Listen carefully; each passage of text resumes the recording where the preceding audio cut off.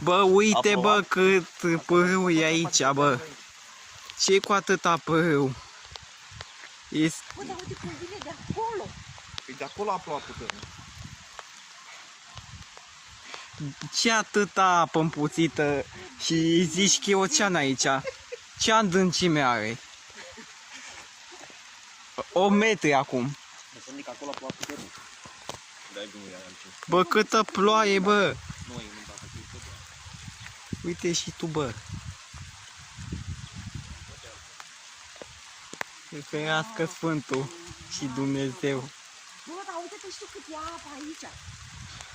Bă, ce cu atâta apă te neci aici?